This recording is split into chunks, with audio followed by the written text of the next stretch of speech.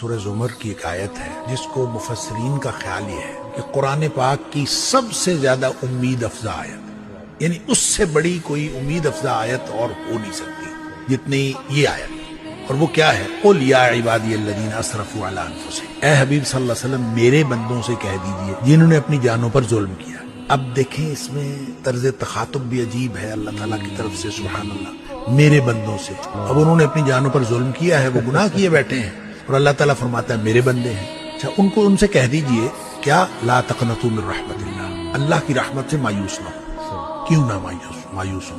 ان اللہ یغفر الذنوب جميعا، اللہ تعالیٰ سارے کے سارے گناہ معاف کر دے گا۔ کیوں معاف کر دے گا؟ انہ هو الغفور الرحیم، بے شک وہ ہے ہی بہت بخشنے والا اور ہمیشہ رحم کرنے والا۔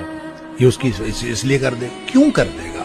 اس لیے کر دے گا کہ تمہیں ایک کام کرنا پڑے گا، وَأَنِيبُوا إِلَىٰ رَبِّكُمْ وَأَسْلِمُوا لَهُ، تم ایسے کرو کہ تم اپنے رب کی طرف جھک پڑو، وَأَسْلِمُوا لَهُ، اور اپنے آپ کو اس کے سامنے سبمٹ کر دو، اپنا آپ اس کے سپرد کر دو۔ اگر یہ کام ایک کام انسان نے کرنا ہے کہ اپنے آپ کو اپنے اللہ کے سپرد کر دے، تو پھر وہ سارے گناہ معاف کر دے گا، پھر مایوس ہونے کی کیا بات ہے؟